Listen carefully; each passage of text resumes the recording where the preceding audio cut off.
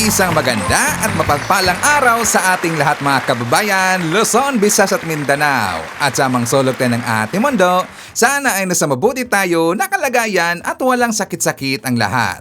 Ito po si Sir Evan mga kababayan at welcome back dito sa ating YouTube channel.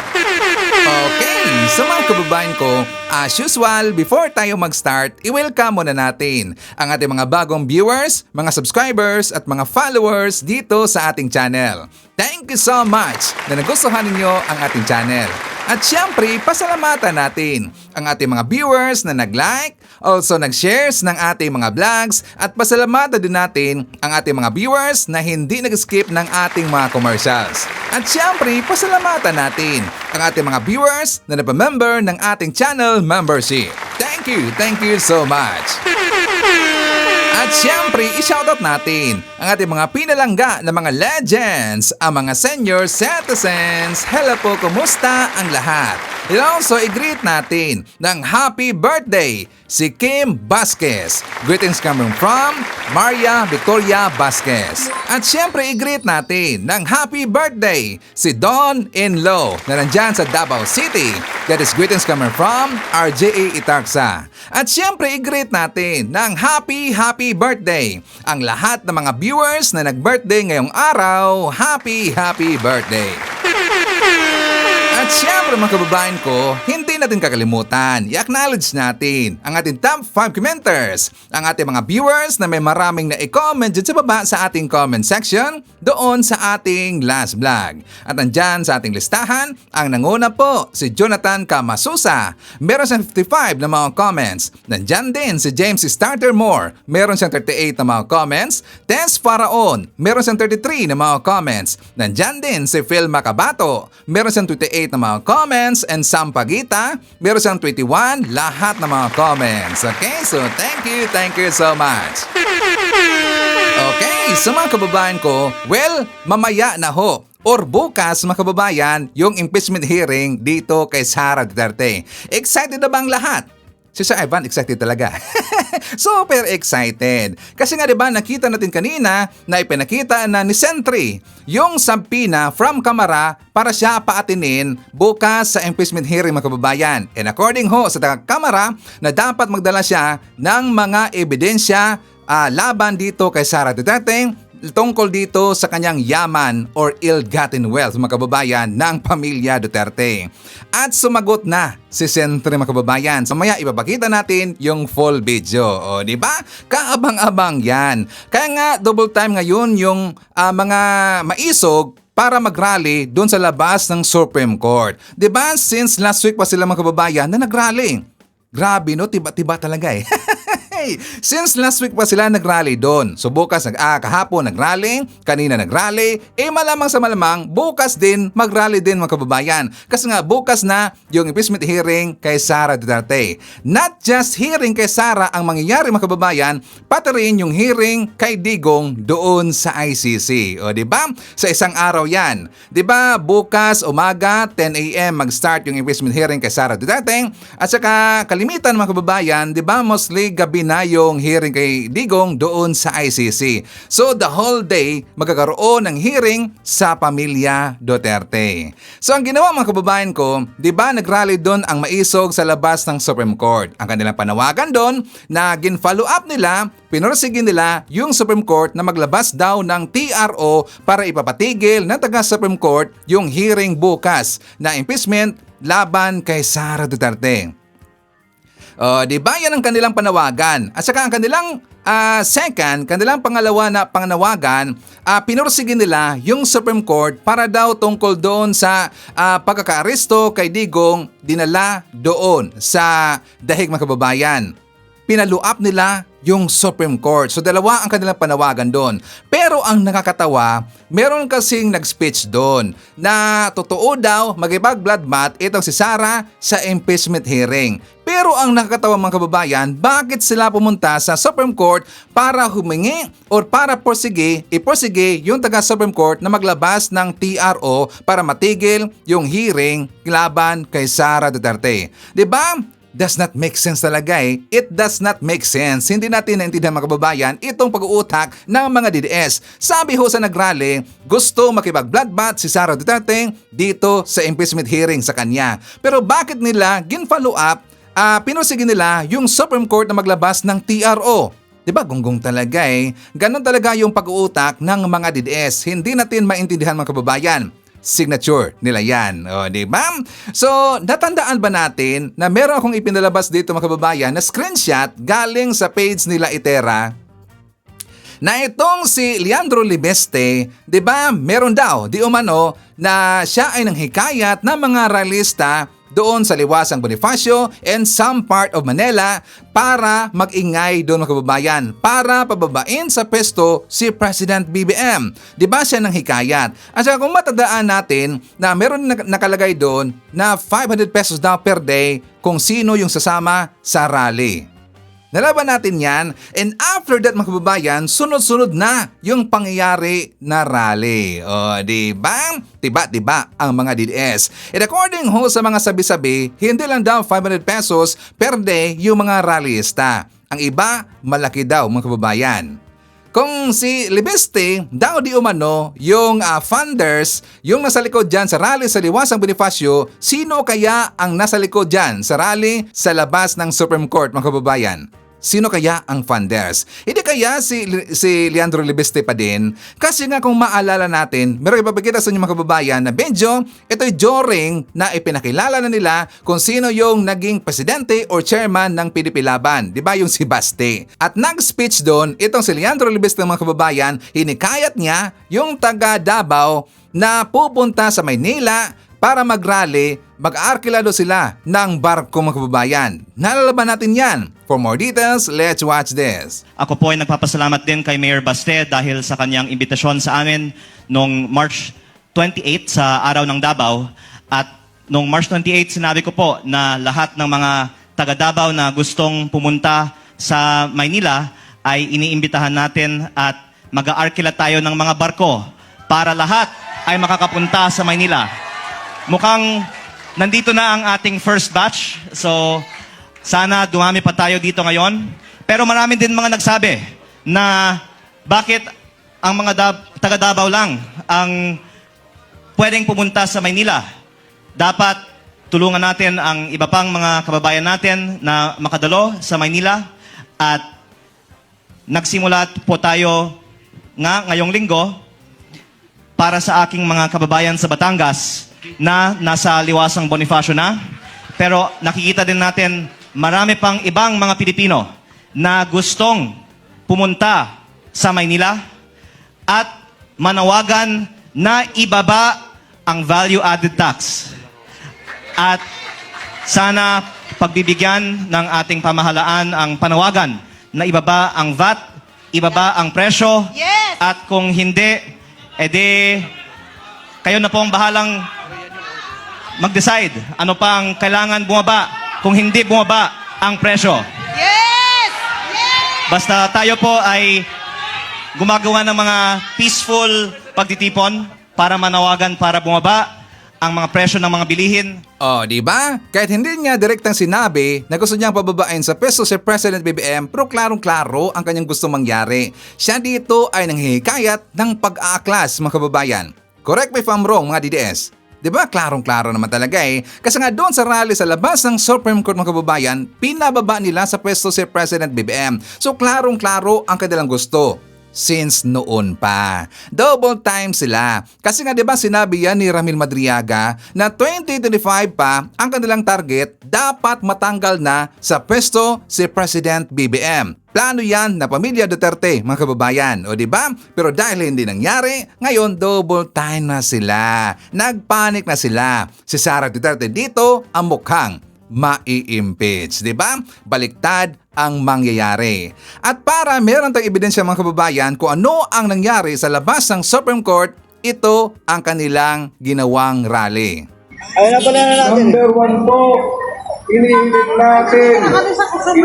namin sa Korte Suprema, agaran aksyonan Isang taon na po mahigit yung petition for habeas corpus ni Tatay Digong, ang dating presidente ng Pilipinas na pinakidnap ng kasalukuyang gobyerno natin ngayon.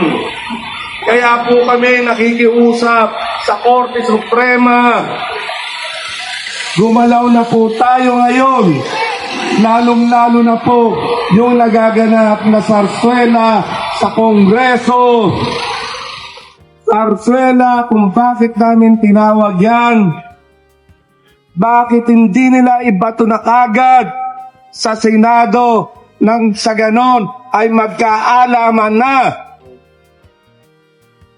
Para na sa ganon yung sinasabi ng ating Vice President Blood Bank. Kaya hinihiling po namin sa Korte Suprema mag-issue na rin ng TRO dahil hindi po nakakatulong sa mamayang Pilipino itong nararanasan namin kagutuman dahil sa pagtaas sa pagsirit ng presyo ng mga gasolina. Mga kapatid, narito ulit tayo. Nagtipon-tipon muli. Hindi tayo titigil hanggat hindi bigay ng gobyernong ito ang ating mga kahilingan. Sabi nila, napakarami daw ang nagmamahal kay BBM. Maniwala ba kayo? Sabi nila, marami daw ang nagmamahal kay BBM. Maniwala ba kayo? Meron maraming nagmamahal kay BBM. Nang dahil kay BBM, sumipa ng suntok sa buwan ang presyo ng langis. Tama, di ba? Nang dahil kay BBM, tumaas lahat ang presyo ng ating mga farm products. Yung bigas, asahan na yung tig-20. Ngayon makikita mo, ang pinakamurang bigas, 50 pesos. Well, kami rin magtatanong, maniniwala ba tayo na hindi sila bayaran? Maniniwala ba tayo na hindi sila bayaran? Diba? Klarong-klaro na yan. Tapos ngayon, sinasabi pa nila, ginagamit pa nila yung pagtaas ng presyo ng bilihin, ang kahirapan. Kahirapan? Ginagamit ang kahirapan? Sila mahirap ba sila? Naghihirap ba sila mga kababayan? I don't think so. Maniniwala ba tayo na hindi sila bayaran? Nakakatawa talaga eh. Sa pangalan pa lang, Maisog Rally. Alam na natin yung Maisog Rally. Nakakabit na dyan yung mga bayaran. Marami nga tayong nakita na video na kung saan sila ay nag-aaway dahil sa pera. O diba? Tapos ngayon ginagamit nila yung kahirapan, yung pagtaas ng presyo daw ng bilihin. Tingnan nyo kung gaano kagunggong mga kababayan. Dahil daw kay President BBM, tumaas yung presyo ng gasolina. Dahil ba kay President BBM, gunggong talaga eh. Dahil ho yan sa krisis doon sa Middle East, dahil nakagera at hindi kontrolado ng ating gobyerno ang pagtaas ng presyo sa mga oil company, sa gasolinahan. Hindi yan kontrolado ng ating gobyerno kasi meron tayong oil deregulation law. Yan ang problema. Hindi yan kasalanan ni President BBM kung bakit tumaas ang presyo ng bilihin, ng presyo ng pataas ang presyo ng ating gasolina o yung diesel. Tapos ngayon, hinahanap nila mga kababayan na saan daw yung 20 pesos per kilo na bigas. Bakit wala daw? Bakit 50 pesos ang pinakamababa na presyo ng bigas dyan sa ating market? O di ba? Hindi talaga makikinig o hindi talaga nakikinig o nanonood sa mga totoong balita. Walang sinasabi si President BBM na yung 20 pesos per kilo na bigas makikita dyan sa market. Makikita yan sa government projects yan. Sa NFA, doon sa Kadiwa Store, doon nyo yan makikita mga DDS. Di ba? Hindi talaga nakikinig eh. Iba ho yung mga private na mga businessman dyan sa market. At hindi nila saklaw yung 20 pesos per kilo na bigas. Depende lang kung i-avail nila, mga kababayan. Do you think i-avail yan sa mga negosyante dyan sa market ang 20 pesos per kilo na bigas? Well, marami talagang aalma dyan, mga kababayan. But it's a good thing, we are very fortunate kasi nga nandyan yung 20 pesos per kilo na bigas. Existing yan, pero hindi lang nila tinitingnan, mga kababayan. Kasi ang tingin nila sa 20 pesos per kilo na bigas ay pagkain na bigas para lang daw sa hayop. O diba? Sinabi yan ni Sara Duterte. At para alam ng mga DDS kung ano ang totoong mga balita, mga lakad ni President BBM, kung ano yung mga bagong proyekto at ginawa ni President BBM at nasaan yung 20 pesos per kilo na bigas, panoorin nyo to, mga DDS. For more details, let's watch this. Mismong si Pangulong Ferdinand R. Marcos Jr. ang nag-inspeksyon sa ipinapatupad na service contracting program sa Quezon City. Sa ilalim ng service contracting program ng pamahalaan, nakatanggap ng 30 hanggang 100 pisong dagdag kita ang mga driver at operator sa bawat kilometrong biyahe. Sa ikalawang linggo ng implementasyon ng Service Contracting Program, ininspeksyon ni Pangulong Ferdinand R. Marcos Jr. ang paggulong ng programa. Sa Araneta Center Terminal, sinuri ng Presidente ang mga tarpaulin na nakakabit sa harap ng mga jeep, patunay na kasali sa SCP. Tiningnan ang mga nakadikit na QR code na ginagamit sa pagsukat ng biyahe kapalit ng subsidiya. Personal din kinumusta ni Pangulong Marcos ang mga driver at pasahero sa ilalim ng service contracting program ng pamahalaan. Nakatatanggap ng 30 hanggang 100 pisong dagdag kita ang mga driver at operator sa bawat kilometrong biyahe. Masyado mataas ang presyo ng langis, masyado mataas ang presyo ng diesel, ay hindi na sila kikita. Pag hindi na sila kumikita, hindi na sila lalapas. Wala nang ngayon kayong sasakyan. Kaya unang-una, susuportahan natin yung mga driver, yung mga operator. Mula sa 400 na karaang linggo, dumami na sa 20,000 ang inaasahang lalahok sa SCP, kabilang ang minibus driver na si Sep. Mula 600 piso lamang nakita dahil sa mala presyo ng langis. Inaasahang madaragdagan ito ng hanggang 15,000 piso. Bukod sa kikitain namin maghapon, may inaasahan pa kami sa maghapon sa na tulong galing sa gobyerno. Kaya natutuwa po talaga kami. Dadagdag ko sa mga pangangailangan ng anak ko siyempre. Sa pangangailangan ko din. Nagpe-pay out na tayo today, no? Yung mga nagbiyahe noong Wednesday, just to show them na hindi inaabot ng buwan-buwan po to. 3 to 5 days, mababayaran kayo. Kapalit ito ang pagbibigay ng 40% diskwento sa pamasahe ng mga nakatatanda, may kapansanan at estudyante. 20% naman ang bawas sa mga regular na pasahero, tulad ni Cynthia. Kaya imbes na 64 pesos mula Cubao hanggang Bulacan, higit 50 pesos na lang ang kanyang binayaran. May 3 akong nag-aaral na anak, tapos may baby ako. So, yung magtitipid kong discount dito, yun nga po, mabibili ko siya ng ano pang kailangan sa bahay, kaya diaper, pandagdag. Higit 800 ruta ang masaserbisyuhan ng Service Contracting Program. Nasa 300,000 pasahero naman ang mabebenepisyuhan nito kada araw. Mas maraming Pilipino ang nagtitiwala at naniniwala sa kakayahan ni Pangulong Ferdinand R. Marcos Jr. na pamahalaan ang Pilipinas base yan sa resulta ng pinakahuling survey ng Octo Research. Isinagawa ang survey sa kasagsagan ng kaguluhan sa Middle East kung saan mabilis na kumilos ang administrasyon para tugunan ang malaking epekto ng gulo sa mga Pilipino.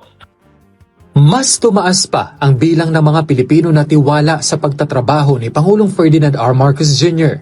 Batay yan sa tugon ng masa survey ng Octa Research kung saan lumabas na mula sa 48% noong last quarter ng 2025, tumaas ng 6% ang trust rating ng Pangulo. Tumaas din ang kumpiyansa ng nakararaming Pilipino sa presidente, kaya ang performance rating niya sa unang quarter ng taon tumaas ng 4%. Isinagawa ang survey mula March 19 hanggang 25 sa harap ng gulo sa Middle East.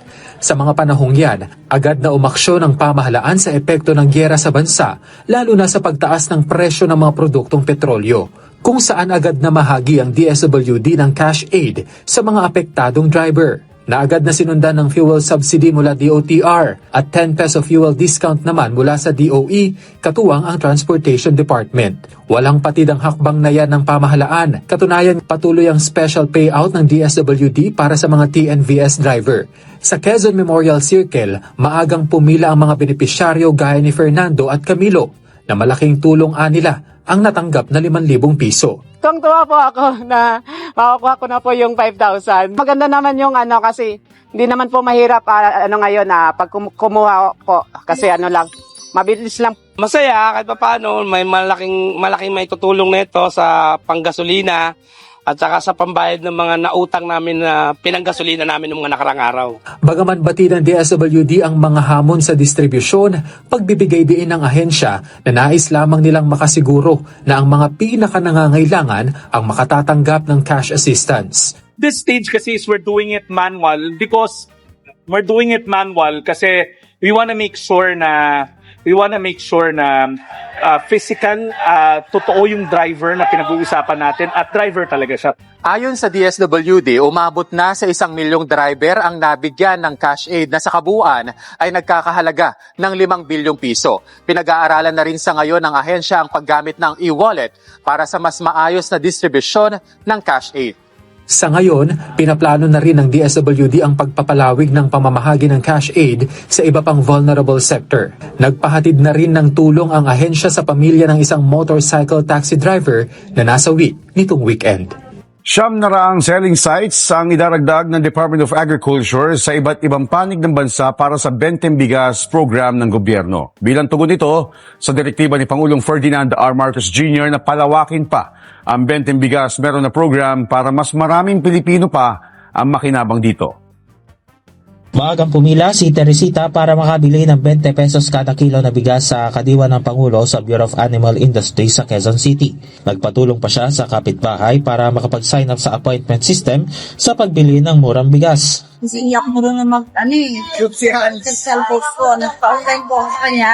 Kaya nakapasok ako ng appointment. Nalaman niya na pang 382 siya sa mga nakaschedule na makabili ng murang bigas. Nagpapasalamat siya at nakabili ng 10 kilong bigas. Nakabili na po ako. Salamat po. Kasi malaking tulong po yung nagpinggin ako sa bigas. Nag-isip ng bigas para sa akin at para sa pamilya ko. Dumayo pa mula sa barangay Manresa sa Quezon City si Tatay Ruben para makabili ng 10 kilo na 20 pesos na bigas. First time niya makabili kanina sa kadiwa ng Pangulo sa Bureau of Animal Industry. Kalimitan na umaabot ng 70 pesos ang kada kilo ng bigas na nabibili niya sa palengke. Para sa kanya, malaki ang kanya natipid. Ngayong nahaharap ang bansa sa State of National Energy Emergency dahil sa tensyon sa Middle East, pinabibilis na ng Department of Agriculture ang nationwide rollout ng Benteng Bigas Meron na program para maibsan ang epekto ng tumataas na gastusin ng mga nasa vulnerable sector.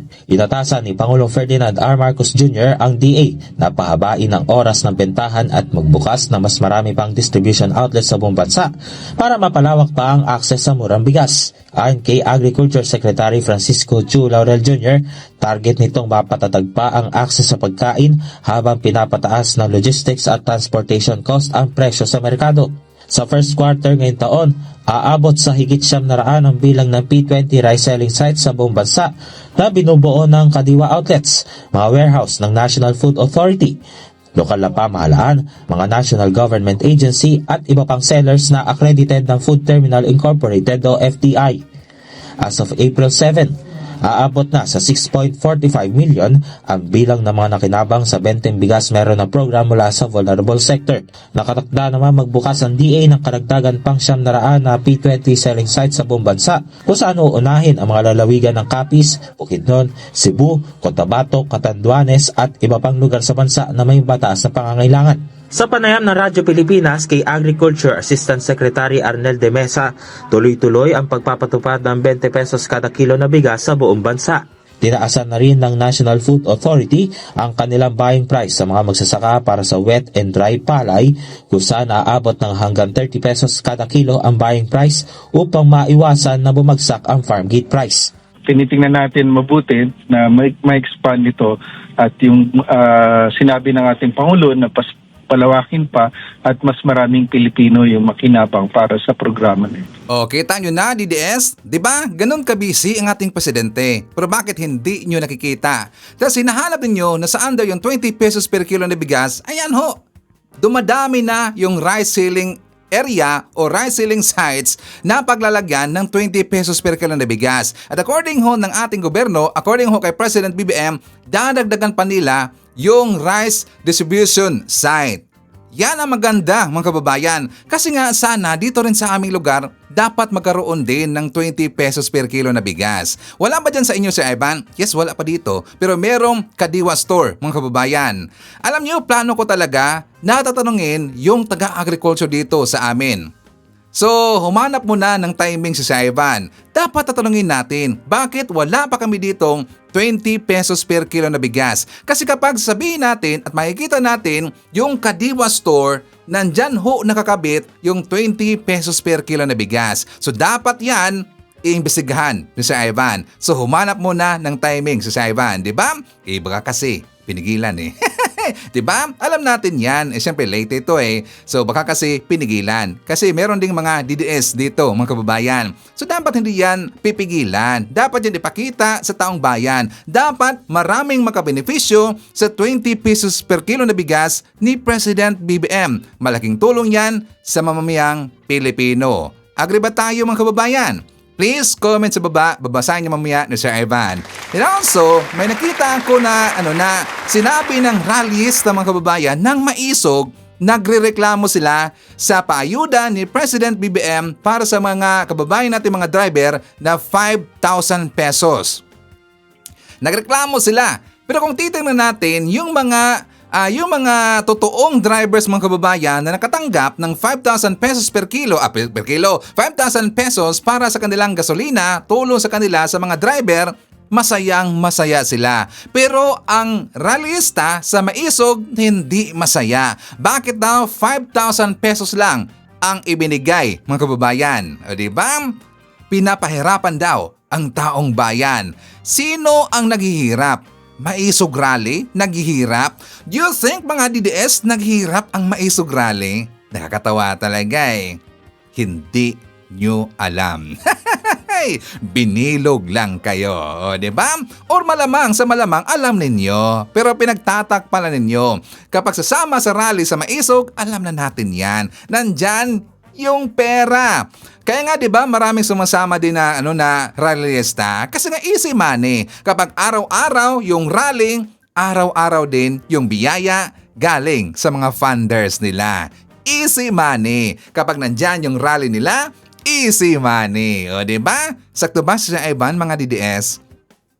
So anyways mga kababayan ko, pupunta tayo dito tungkol kay Harry Roque. Kasi mamaya, meron akong ipapakita sa inyo na vlogger, isang attorney, talagang winasak, ipinahiya itong si Harry Roque. Kasi nga diba, laging sinasabi ni Roque na hindi daw totoo na naaresto itong si Zaldico. Wala daw balita yan, wala daw balita tungkol sa ganyan doon sa Czech Republic. Kasi meron doon siyang kinuntak mga kababayan. O diba? Parang Prague Authority si Harry Roque. Alam nyo, may hamon tayo dito kay Harry Roque. Kasi nga diba, kanina nagkaroon ng press con si DOJ Secretary, Ombudsman nga pala, si Ombudsman Boyeng. Ang taga DOJ mga kababayan, pupunta na ho sa Czech Republic. Yes, pupunta na sila doon para siyempre pangunahan yung proseso para mapauwi nila or maiuwi nila itong si Zaldico dito sa Pilipinas.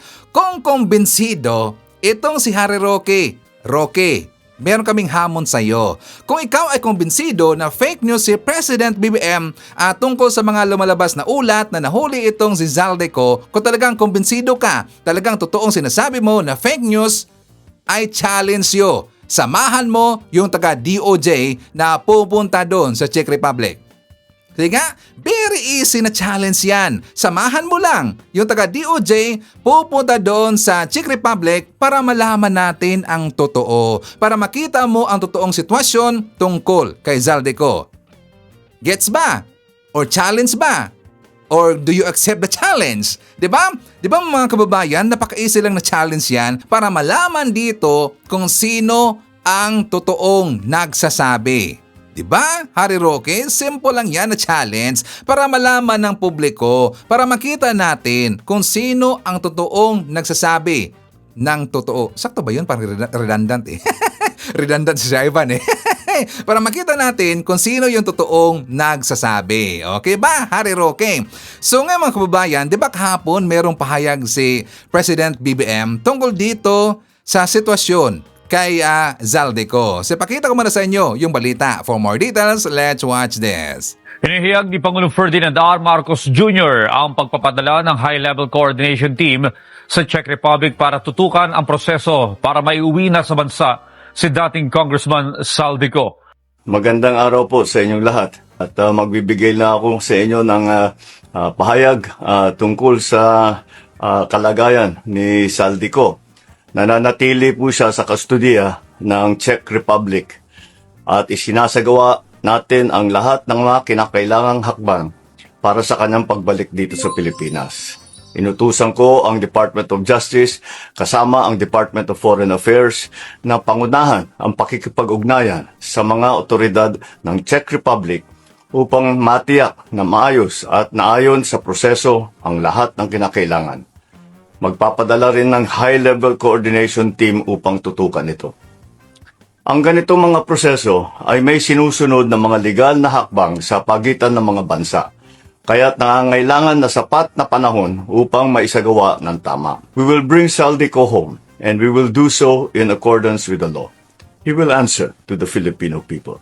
Yan ang tiniyak ni Pangulong Ferdinand R. Marcos Jr. matapos mahuli ang pugante at dating kongresista na si Zaldico. Pagbibigay diin ng presidente, mananagot ang dating kongresista. Ayon pa sa punong ehekutibo, kasalukuyan ng nasa kustodiya ng Czech Republic si Ko at ginagawa na ng pamahalaan ang lahat ng kinakailangang hakbang upang maiuwi siya sa Pilipinas. Kabilang na ang mahigpit na pakikipag-ugnayan sa Czech government. Inutusan ko ang Department of Justice kasama ang Department of Foreign Affairs na pangunahan ang pakikipag-ugnayan sa mga otoridad ng Czech Republic upang matiyak na maayos at naayon sa proseso ang lahat ng kinakailangan. Magpapadala na rin anya ang pamahalaan ng isang high-level coordination team para tutukan ang kaso. Binigyang diin pa ng Pangulo na kailangang sundin ang mga proseso, lalo't sa ibang bansa na huli si Ko. Ang ganitong mga proseso ay may sinusunod na mga legal na hakbang sa pagitan ng mga bansa, kaya't nangangailangan na sapat na panahon upang maisagawa ng tama. Huwebes ng gabi nang ianunsyo ng Pangulo na nahuli na si Ko matapos tangkaing pumasok ng Germany mula Czech Republic ng walang kaukulang dokumento. Si Ko, ang dating chairman ng House Committee on Appropriations na nangangasiwa sa pambansang budget at itinuturong nasa likod umano ng maanumalyang insertions sa 2025 national budget.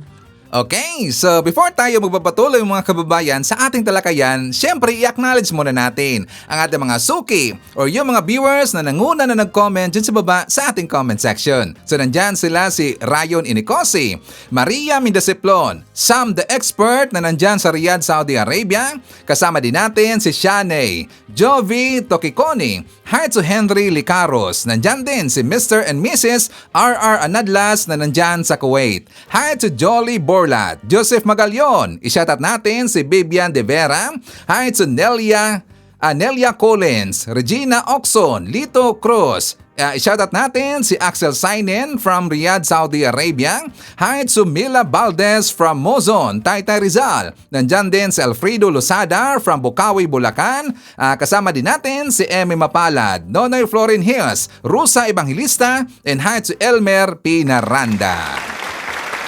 Okay, so mga kababayan, dito muna tayo pa rin kay Zaldico. Kasi nga, si Atty. Rene Boyno, binanatan niya itong si Harry Roque. Kasi nga, nababakalat ng fake news itong si Harry Roque na daw, fake news ang ibinalita ni President BBM na naaresto itong si Zaldico. So ang banat ni Atty. Rene Boyno. Let's watch this. Ngayon po ay suriin po natin yung pagkaka-aresto kay Zaldico sa Czech Republic. Czech Republic daw yan, hindi daw Czech Republic, no? Ang pronunciation. So very controversial tong issue na to, itong pagkaka-aresto ni Zaldico as announced by our own President Ferdinand Marcos Jr.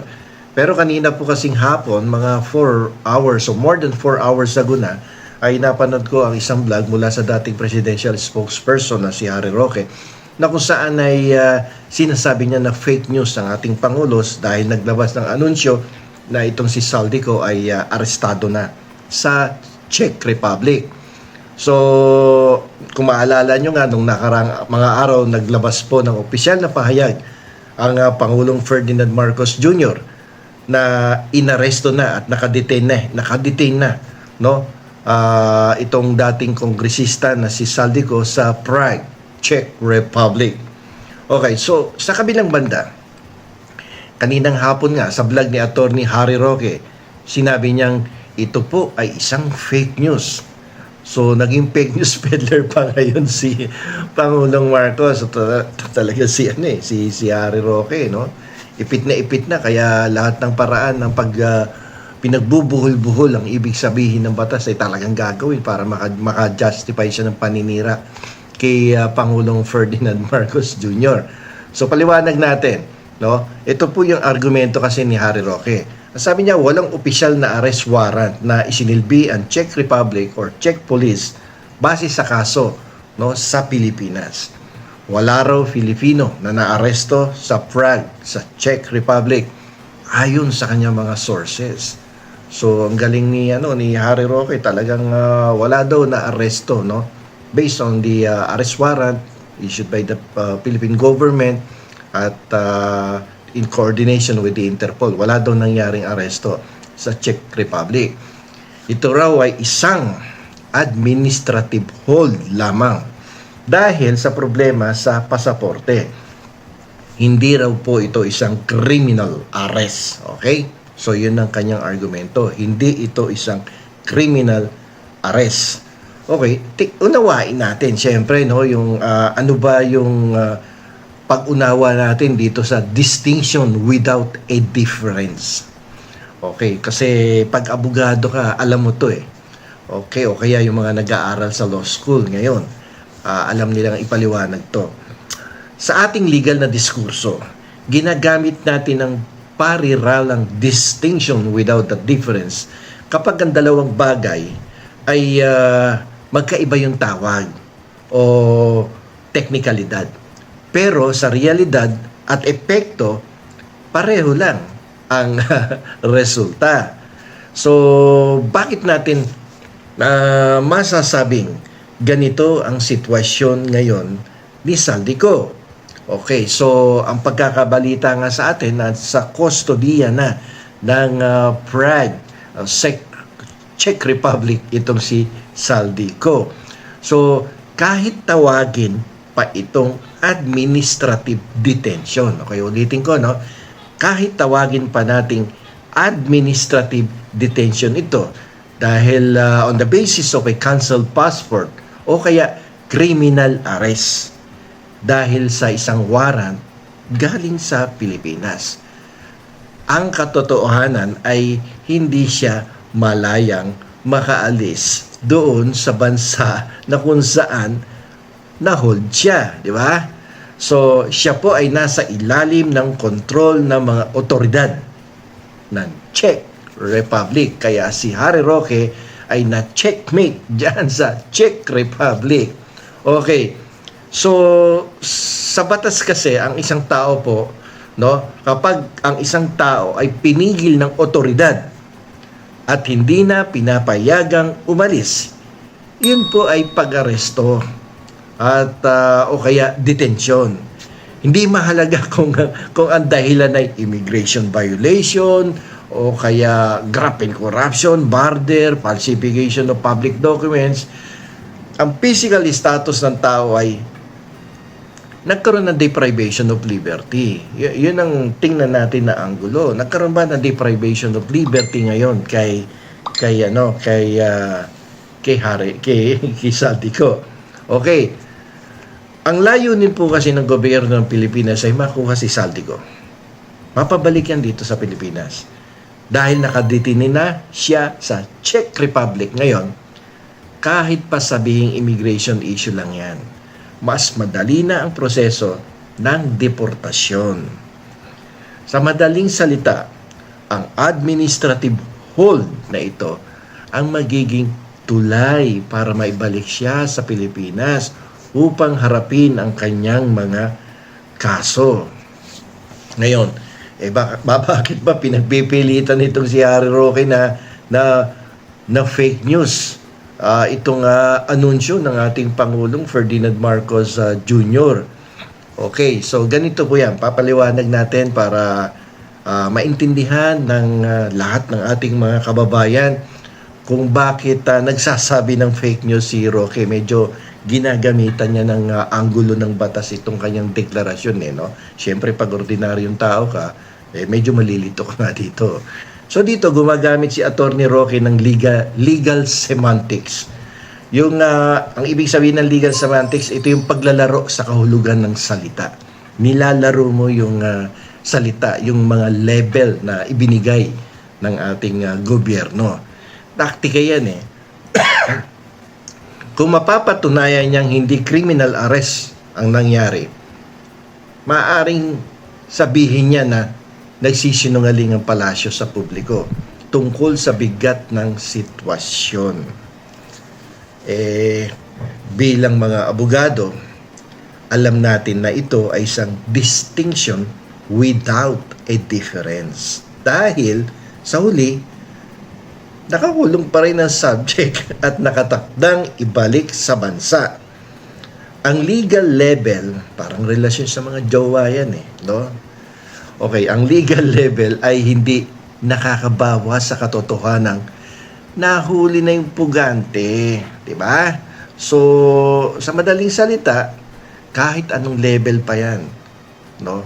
Basta nga importante, he was already deprived of his liberty and he is already under detention, and our government is now coordinating with the government of Czech Republic in order to expedite the return of Saldico to the country of origin sa ating bansa.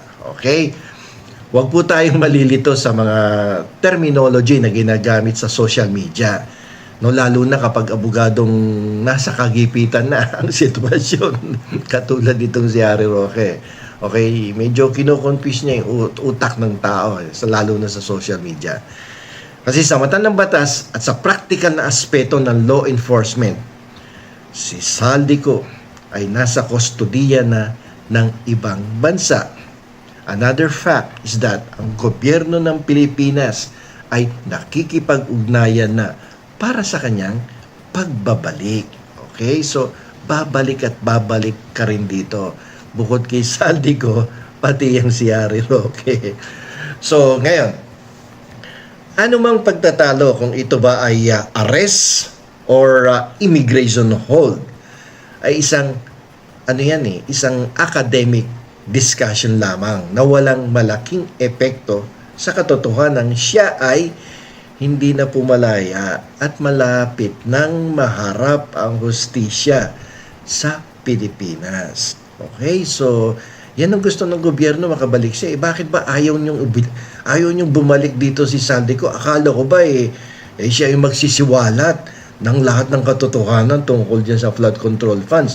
Bakit ba ayaw niyong bumalik? Ang Pangulo nga natin, gustong-gusto nang bumalik si Saldico at tuwan-tuwa na nga siya, di ba?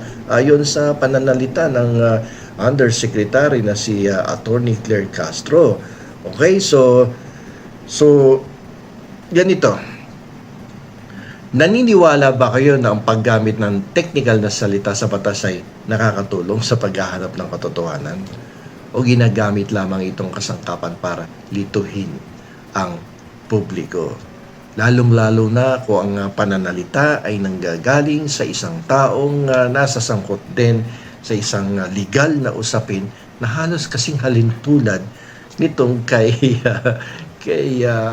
Saldico, di ba? Fugitive from justice kasi siya si Saldico. Ganon din si Harry Roque, nagtatago na siya sa batas at pareho silang nakakasuhan bago pa man sila pumasok dyan sa Europa. Okay?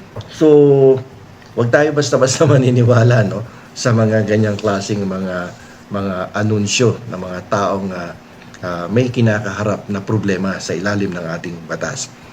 Mahalaga po na tayong lahat ay maging mapanuri, no? Sa kung kanino nanggagaling ang impormasyon. Dapat credible yung nagbibigay ng information.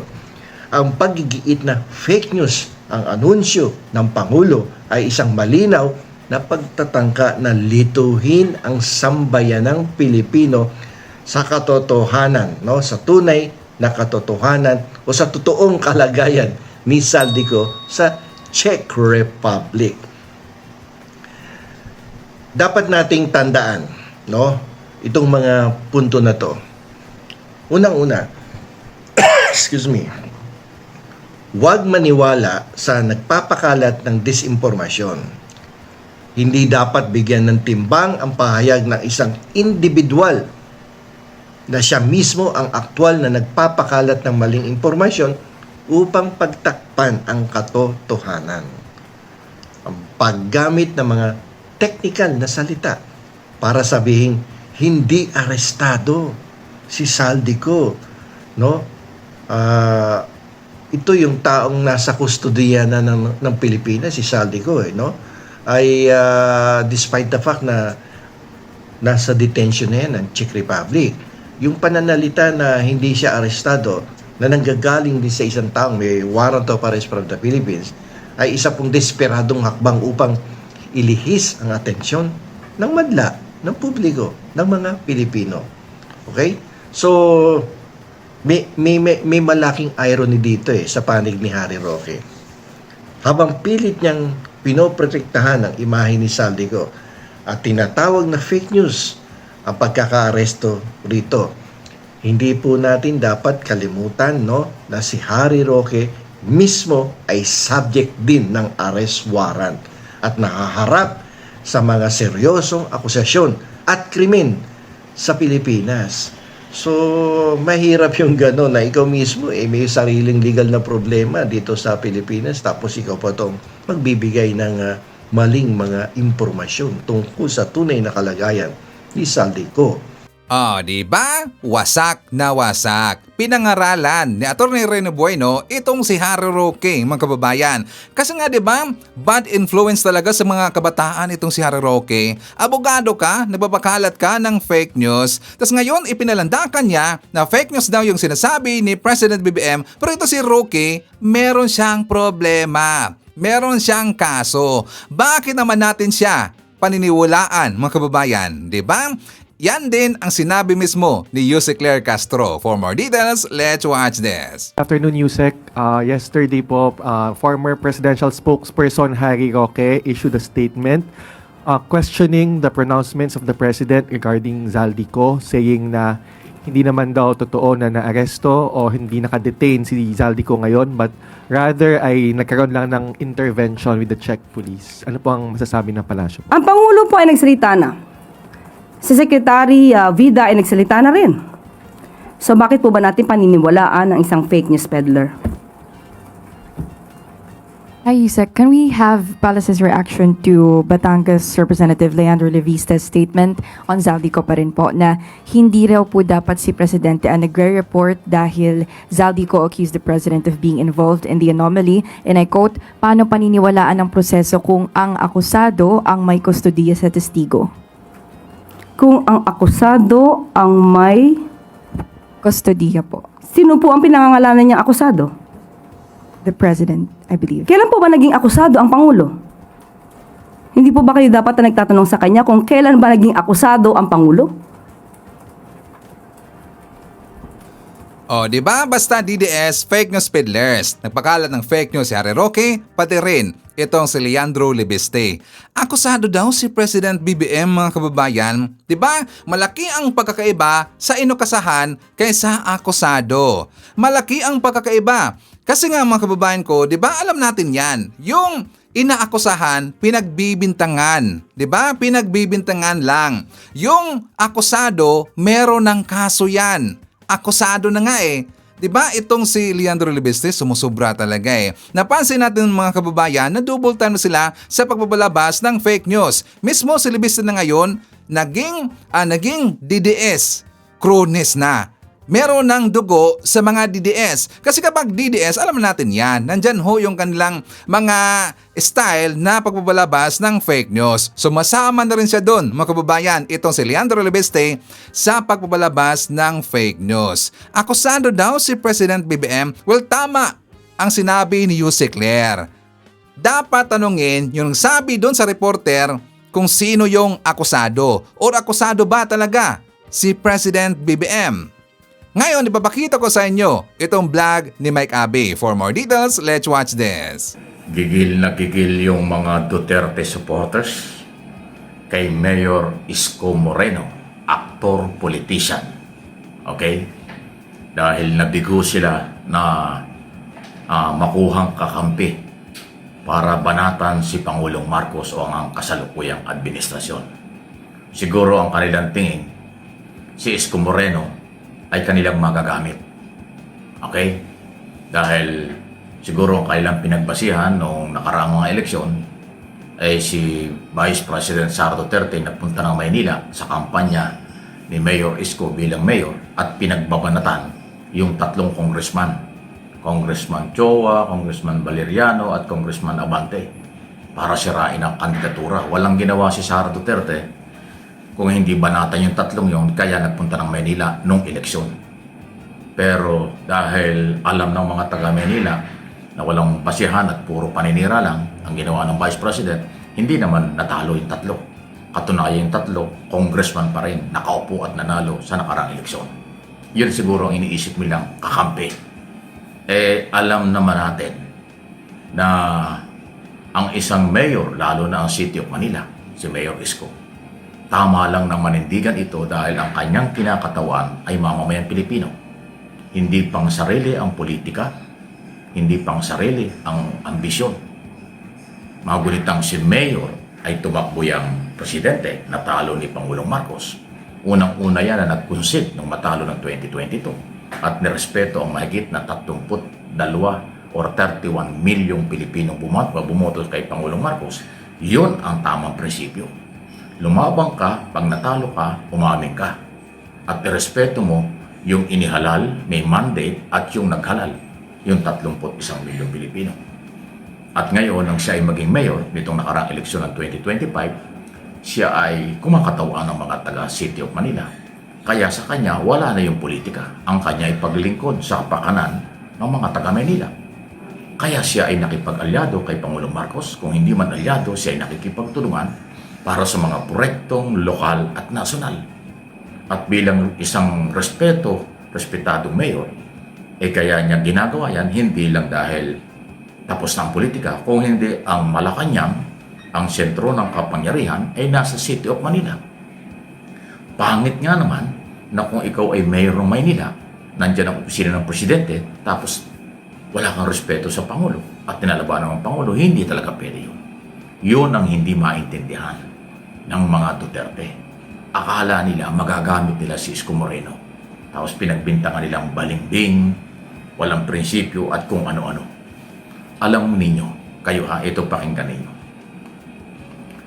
Ang sinasabing balimbing yan ay isong pampolitika. Pero pag ang pinag-usapan ay pananagutan, prinsipyo at kapakanan ng mamamayang Pilipino, kahit na sabihin yung balimbing o nagbago, hanggang dun lang yun. Dahil ang pagbalimbing, hindi yan pamimersonal o personal. Pwedeng sabihin yung nagbalimbing dahil ipinaglalaban ng isang tao, ng isang mayor, yung mamamayan na kanyang kinakatawan. Congressman man o gobernador o kung ano man, basta halal ng bayan, pag yan ay sumama at rumespeto sa kasalukuyang gobyerno, yun ay tama. Pag sinabi ng mga galit sa gobyerno ng balimbing, yun ay paninira. Ganun po yun.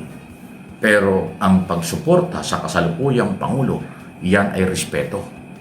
Hindi lang sa Pangulo, kung hindi sa mga bumoto sa kanya. Hindi lang yung 31 milyong Pilipino. Kung hindi yung pagrespeto sa saligang batas, sa eleksyon at resulta ng eleksyon. Yung ayaw tumanggap ng mga ganyan, makasarili. Wala silang prinsipyo. Ang kanilang pangsarili lang ay yung gusto nilang sundin ay kung ano ang kanilang paniniwalang pampolitika, yun ang gusto nilang iupo. In other words, yung mga hindi tumatanggap at rumirespeto sa mga halal ng bayan, lalo na sa Pangulo, yan po ay walang kakwenta-kwentang prinsipyo. Kasi interest nila. Lumaban sila, ayaw tumanggap ng pagkatalo. Pinagkalooban na ng posisyon ng taong bayan sa eleksyon, ayaw gawin ng trabaho at nang aagaw pa, katulad ng pangalawang Pangulo. Binigay ng taong bayan siya ay maging Pangulo, pangalawang Pangulo. Hindi makontento sa posisyon. Gusto pang agawin yung inihalal ng taong bayan bilang Pangulo. Yan ang klase yun. Hindi yun paglilingkod. Yun ay kasakiman sa posisyon. Ang ibinigay sa iyo, Vice President lang. Gusto mo maging Pangulo ka agad nang wala sa lugar? Hindi pwede yun. Ang posisyon ay pinagkakaloob ng taong bayan at ng Panginoon. Lalo na ang Pangulo. Destiny. Destiny ang nagiging Pangulo. Kung wala ka nun, kahit gaano ka kasikat, kahit kilala ka, kahit marami kang pera, kahit number 1 ka sa mga survey, pag walang destiny, hindi ka magiging Pangulo ng Pilipinas. Iyon ang aking paniniwala. Okay? So magagalit kayo. Kaya yung ginawa ni Mayor na manindigan suportahan ng gobyernong ito, tama yun. Pabor yan sa mga Pilipinong matitino. Yung mga Duterte supporters, galit, hindi nila alam ang takbo ng politika at hindi nila alam ang totoong paglilingkod sa bayan at respeto sa mga halal at mga naghalal. Importante yun. Kung wala kayong respeto sa Pangulo, wala rin kayong respeto sa 31 milyong botanteng Pilipino. Ganun ba yun? Maling-mali po yan. Irespeto yung proseso ng eleksyon, irespeto yung inihalal, elected official, irespeto rin yung pong mga bumoto. Yun namang inihalal, pero ang layunin ngayon ng mga agaw, hindi yun karespeto. Kasi wala yun sa batas at wala sa lugar. Ang pagpapalit ng liderato ng bansa ay sa tamang proseso, eleksyon. Ang eleksyon ay sa 2028 pa. Pero yung magpa-resign, destabilization, pabagsakin at kung ano, lahat yan labag sa batas. Kaya nga kakaunti yung taong sumusuporta sa kanila eh. Kaya nga kayo-kayo lang yan eh.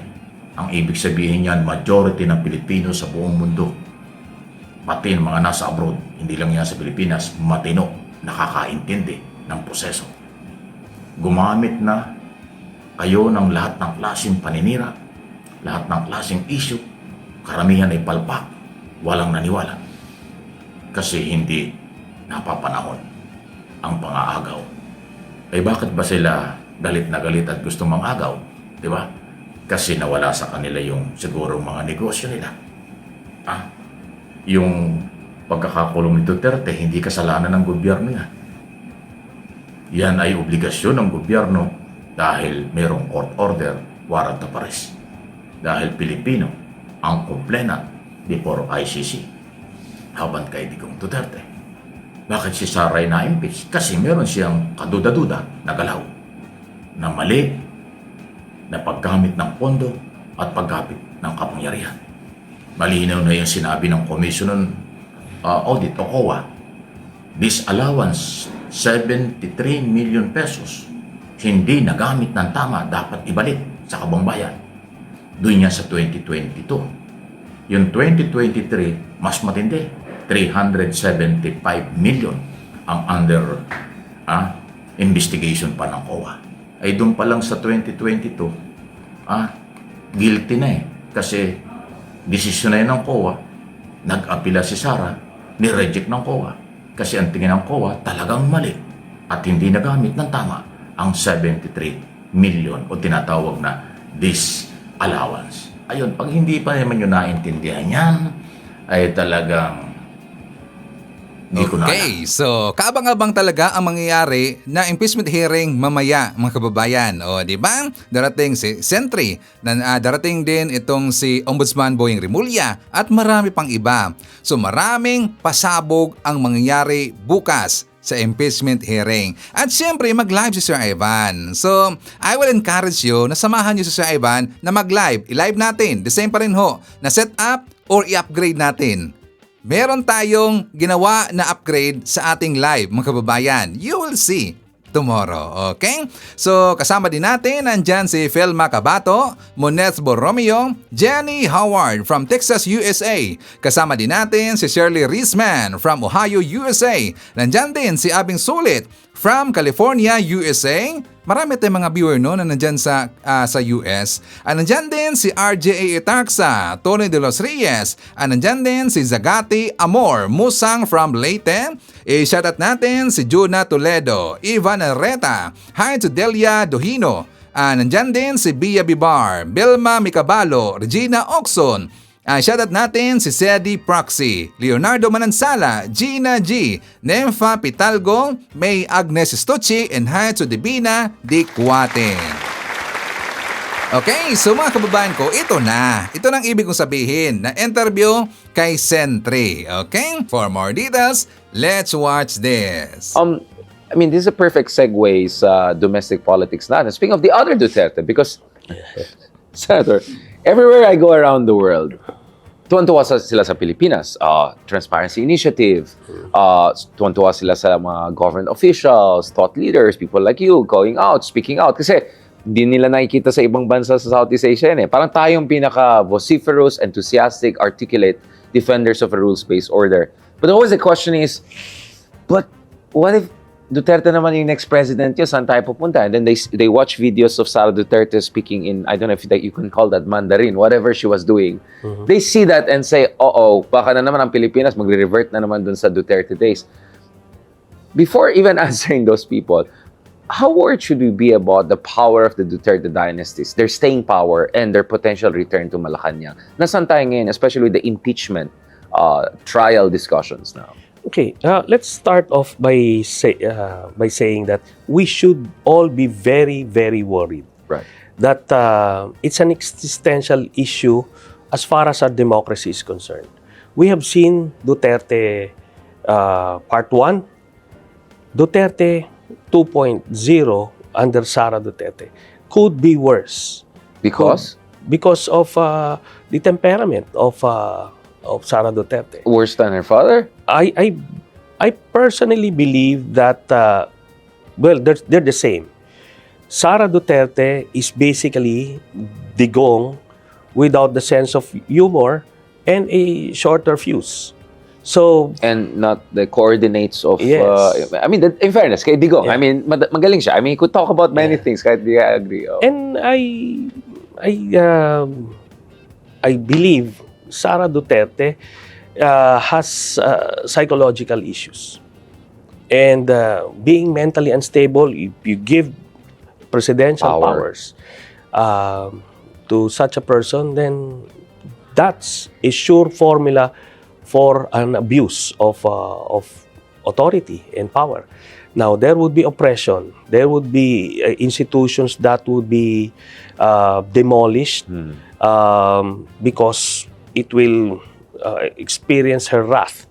Vengeance, Vengeance. So, let's not even contemplate a possibility that it could be any good for our country. Gusto kong balikan yan because one of the counter-arguments, I don't know kung nagko-cope, yung cope mechanism. Yeah. Nagko-cope yung may ibang sabi, but you know, si Sara, hindi katulad ng dad niya when she was mayor of Davao, more consultative, experts, may times na I mean, I heard this from friends in Davao when I was in Davao, na parang kumpara sa dad niya, she's more modern in terms of governance. The other thing I hear is that, but you know, people around her, she has a lot of smart people, she'll bring a lot of smart people kasi hindi, katulad ni Digong, she knows her limitations. Si Digong kasi feeling niya kaya na lahat or he would like impose his ego and will. Ito, medyo may insecurity or ito may ano. So, alam niya limitasyon. So, she'll be actually more reliant on real experts. So, wag niyo na tinignan yung surface. And then, of course, Senator, I mean, I always get worried about this. Is toxic masculinity kayo dahil lang, misogynist lang kayo, ina-attack niyo yan. And I said, no, we can talk about all Dutertes if you want. Hindi ito. What do you say to those people na parang ganun ng rhetoric na it won't be as bad? Even Americans, I heard, I won't name names. These are like in the think tank court, sabi nila, she did naman IVLP, yung International Visitor Leadership Program. She's not like her dad. She's internationalized. She goes to the US. Ganun. So wala siyang yung mga trauma sa US. Maglalaro yan. What do you tell to those people, Senator? Because I keep on hearing that nowadays. they have the same profile with Xi Jinping and with Kim Jong-un, that they would be better. So it turns out they're not accurate in that regard. So in this case, as a political insider, we have to do better than the regular outside observer. We need to profile. We need to get inside information. Yeah. Now, what's the inside information we're getting now? That Sara is not even talking to the older the group, Davao's the boys, Davao group of the Gong. She doesn't have her own circle of experts that they're talking about.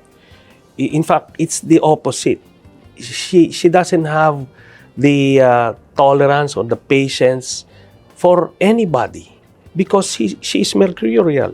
One moment she's happy, and 5 minutes after, yes. So that's going to be a problem, and it is a problem right now within their camp. Yeah, and it's a good thing for us right now who are planning to make sure that she doesn't be in power, whether in 2028 or beyond. And that's one thing. One thing about the Dutertes is this. One thing going for them is their age. They are relatively young. The new generation. Yes, no? so they may lose out in 2028, but 2034, they could bounce back. So this should be a perpetual vigilance to make sure that they won't be in power forever. Marathon to. Yes, yes. Wow. Now, this is also important because ang tinitignan ng maraming, and I know you have strong views on this, ang tinitignan ng maraming observers, not only international, pero pati yung mga local na you would assume are more informed. Tignan mo lahat ng surveys. Almost 40% si Sara Duterte. Twice or even 3 times higher than the second highest, right? Including some of our colleagues here in TV5 who are being put in the surveys who may or may not run. What do you say about that? Kasi parang prohibitive frontrunner, yung ganun yung framing sa kanya. I think ito, no, yan yung problema natin dito sa mga pollsters natin. If you look at polling, let's say, sa US or any developed country, sa US, for example, they don't have a poll na lahat ng Democratic hopefuls would be in a survey with all the Republican hopefuls. It's a scenario wherein there is one Democratic candidate against one Republican candidate. Because that scenario wherein all of them are running at the same time is non-existent. But in the Philippines, it's prevalent. Ano na sana yung media, tapos yung commercial pollsters, na yung chop suey survey na ando doon lahat yung pangalan. Right. Hindi naman mangyayari na tatakbo si Bam, Lenny, and Risa at the same time. No, diba? Ganon din si Bongo, Robin, Sara. Hindi rin mangyayari yon. Pero they keep on doing it just the same. Tapos, hindi ngayon natin nakikita. Kailangan naman ng konting political intelligence dito. Meaning, tingnan nyo sino ba yung mga interesado.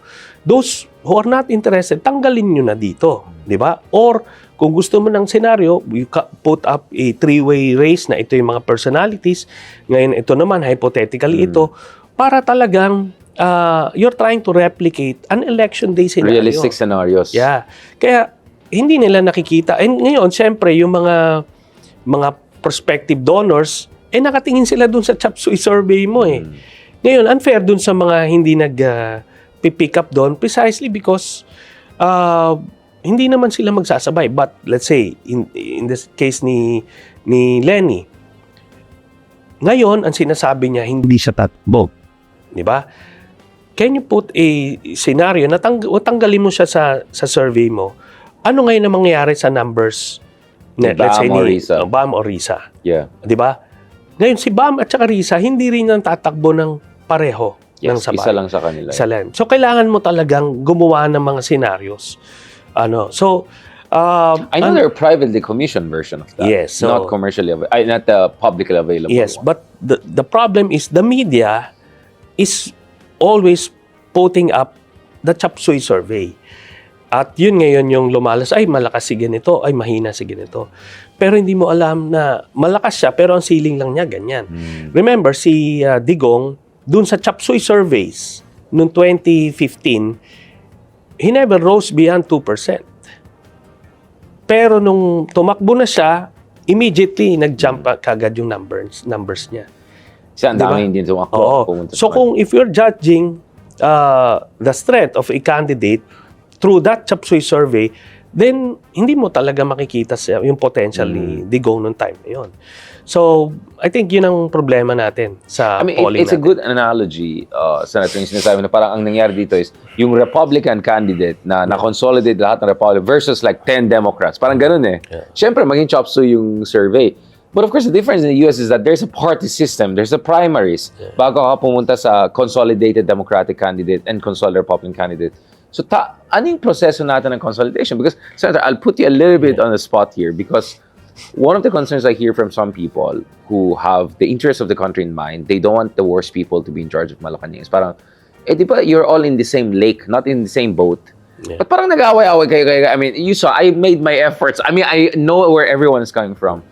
But sa tingin nyo, Senator, isn't it more constructive if there are like rules of engagement about how we should choose between Bam, Risa, Lenny, or even Kiko, or whoever is going to be in that mix, diba? Kasi parang ngayon medyo hindi lang chop suey yung surveys. Ngayon parang medyo may pagkabardagulan or parang medyo open season eh. And minsan medyo intense din yung back and forth between, let's say, supporter of Lenny, supporter of Risa, and we know your stance on this issue. But looking at the big picture, kung zoom out tayo, because you said, basically your implication here is, you cannot make 10 people run against Sara. That plays into the hands of Duterte, who have a much more consolidated base. At the end of the day, you have to choose really one person to run against them.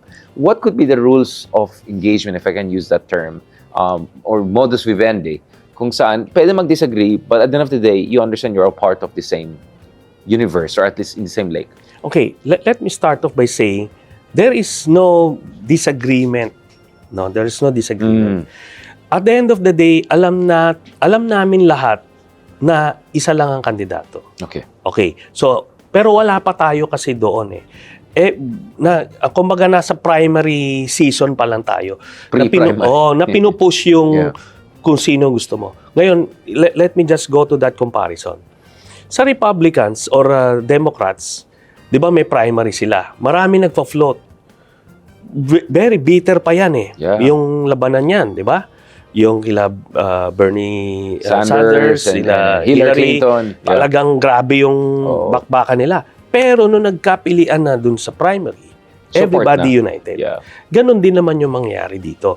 Pero gusto ko lang i-point out yon na merong kasing magagaling sa primary, pero sa general election, hindi. Di ba yun yung consideration ng mga strategies ng US politics? Parang nag-appeal ka sa base pero hindi sa median voter and independence. But kaya yun ang inaano nila na tipong mananalo ito pero for sure talo ito sa general election. Ganon yung play nila. Ganon din dito nangyari sa atin.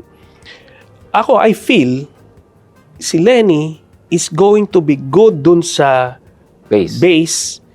Pero sa general election, baka kakapusin siya. Just like noong 2022. Because? Because she doesn't start early.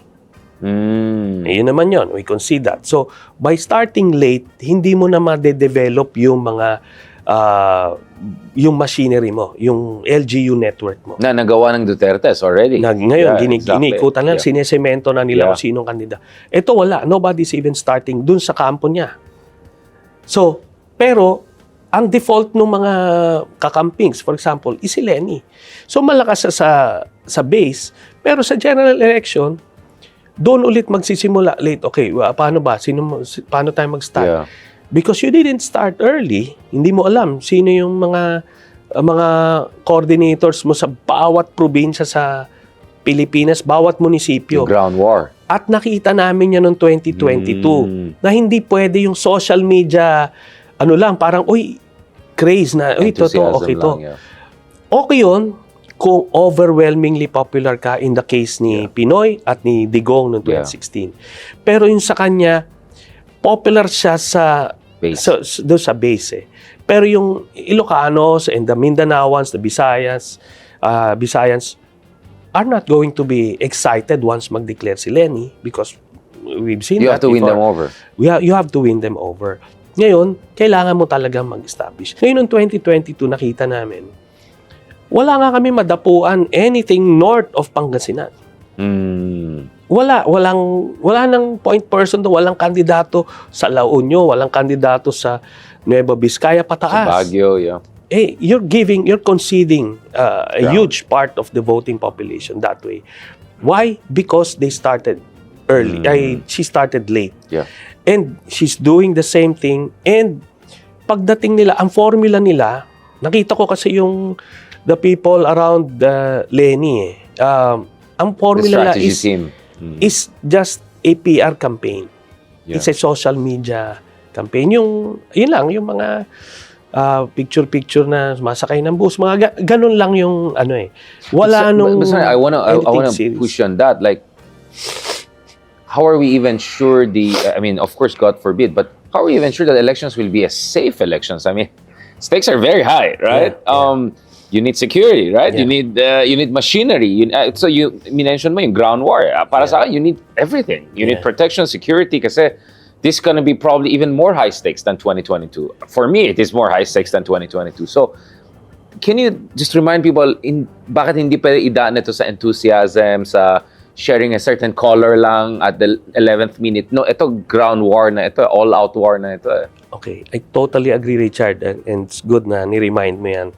Kasi yung 2028, it will involve lives and freedoms of people in power and those who would lose. Di ba?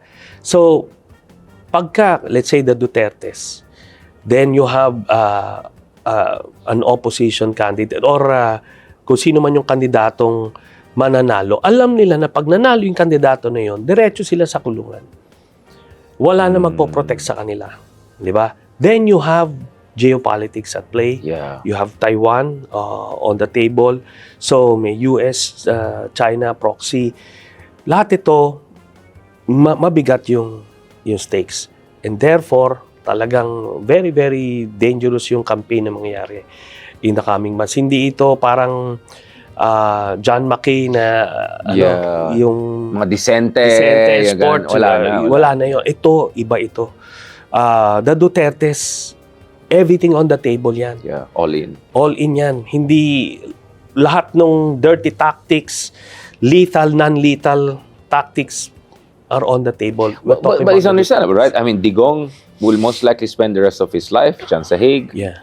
2 other senators close to him. One of them is still MIA. I don't know kung may balita kay Bato. Please don't blame me for saying may nakita ako. Wala akong. I just said, kinonfirm ko what everyone knows. And you have been on the record since last year saying, not only predicting the Duterte arrest, but actually also the Bongo and Bato one, right? So, hindi lang ito si Sara, hindi lang ito Duterte dynasty, di ba? It's this whole universe of these figures, influential figures, who are gonna lose out big if hindi makabalikan Dutertes.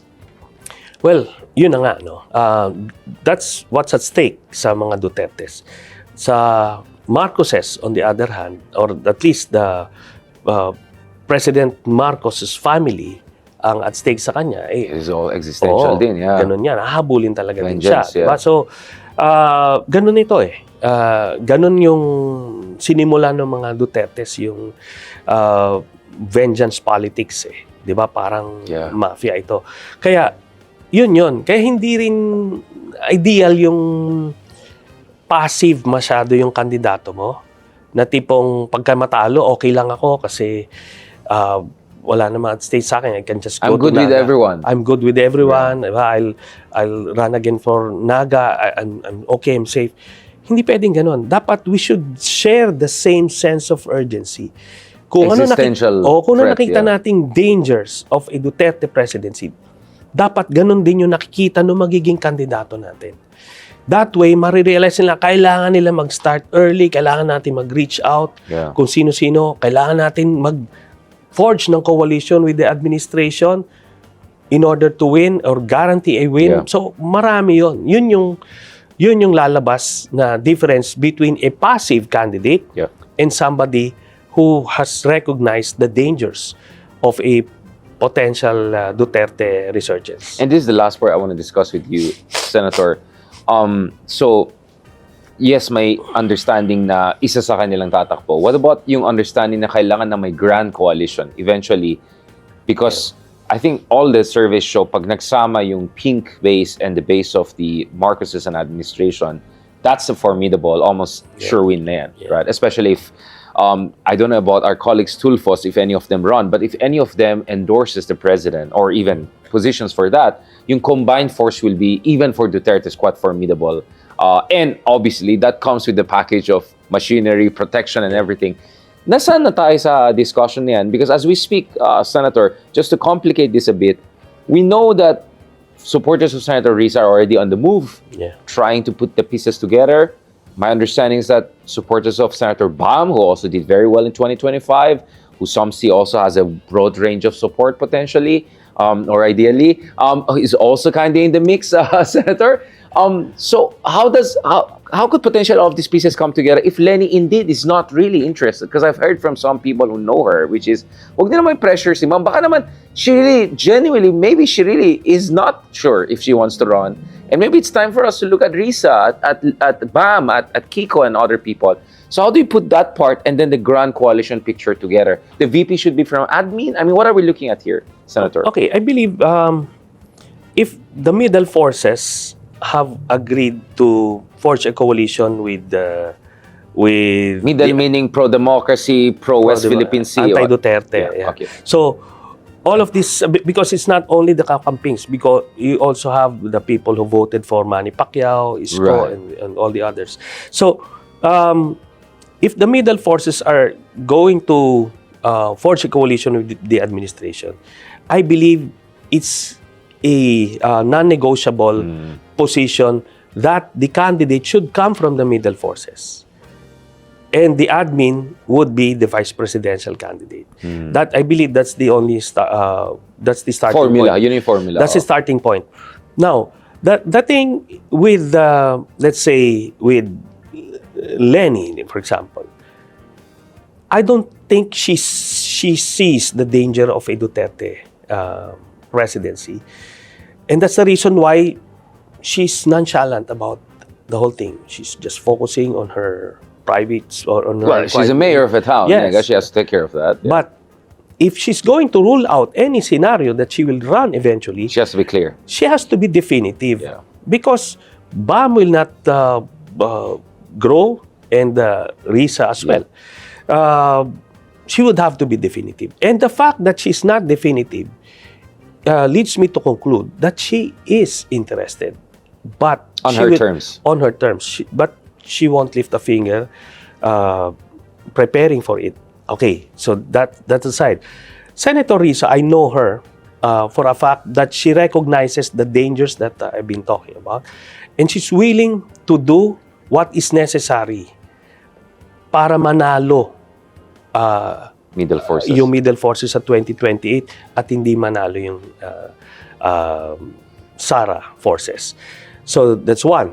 Now, kay Bam Aquino, ito ang primary obstacle sa kanya.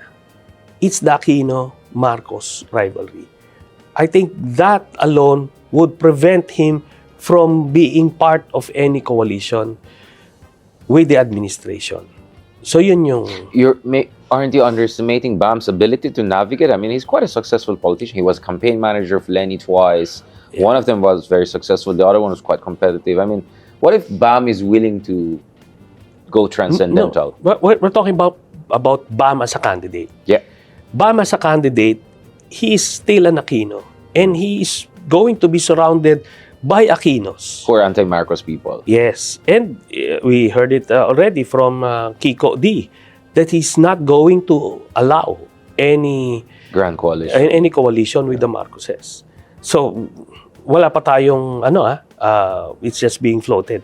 So, that effectively rules out BAM as part of that coalition. Maraming hihila sa kanya palayo doon. So, yun. Ngayon, as for Lenny, when would you even talk next year. So, wait and see ka muna doon. So, yun yung nakikita ko dito. And that's why you feel more comfortable with one of the three persons we Yeah. mentioned here. I mean, Okay. just to be transparent about this. And I think si Senator Risas earned it. Hindi lang yung qualifications niya, but what she has done for the country. Literally against mafia. Yes, literally. Oo. So, kumbaga, if we're looking at the 2028 presidency as a wartime presidency, kailangan natin talaga yung tumitindig. Hindi pwede yung passive, yung ano ba ito? Hindi mo nga nakikita sa mga issues. No room for ambiguity. No room for ambiguity. Tapos, baka mamaya doon natin malalaman magfo-fold eh. Kasi hindi mo naman nakita tumindig. Kung nasalang na sa crucible, yun pala, kakapusin. So, that's the thing. Part ito ng ano na eh. But Senator, as we said, like, feeling ko, election pa lang, crucible na eh. I don't think some people want to lose that election. So, I think that the tumindig opportunity or a challenge will be there immediately bago ka pa umupo sa Malacanang. So, I think people have to understand, it's not going to be a normal elections, no? The stakes are existential. At least for us, we see it as existential sa ating demokrasya, but for some of the dynasties, it's also existential for them. Okay, so kasama din natin, nandyan si Jill Jamon, Romeo from Lancaster, California, hi to Marlon Abordo, Tess Faraon, Uzaineti, Joselito San Diego, nandyan din kasama natin si Imelda S., Mario Lacaba, Jenny Ramos from Hong Kong, Mariano Sumaway, Leonardo Manansala, Brad Cinco Vlog, nandyan din si Nenita Umale, Ding Dong, Mario Lacaba, and hi to Dal's Music Vlog. Okay, so mga kababayan ko, yan ating manakalap na mga balita ngayong araw. Kung nakaabot ka po sa portion na to, sana nakapag-like na ho tayo. Libre po ang mag-share, libre din na mag-subscribe. Again, maraming salamat sa mga viewers na hindi nag-skip ng ating mga commercials. Thank you so much. At before natin tatapusin ang ating programa ngayong araw, sana sabayan nyo si Sir Ivan para sa ating live messaging prayer. Ama naming makapangyarihan, sa araw na ito ay inilalapit namin sa iyo ang aming bansa at ang aming Pangulo na si President BBM. Patuloy mo po siyang gabayan sa bawat desisyon, bigyan ng karunungan, katatagan at pusong makabayan upang maglingkod ng tapat para sa kapakanan ng lahat. Ilayo mo siya sa anumang kapahamakan at masamang balak at balutin ng iyong banal na proteksyon sa bawat hakbang niya. Naway manaig ang kapayapaan, pagkakaisa at katotohanan sa aming bayan. Ito po ang aming dalangin ng may buong pagtitiwala sa iyong kapangyarihan. Idinadalangin ko ito sa pangalan ng ating Panginoong Jesucristo. Amen. So maraming salamat mga kababayan, and I hope to see you again on my next video.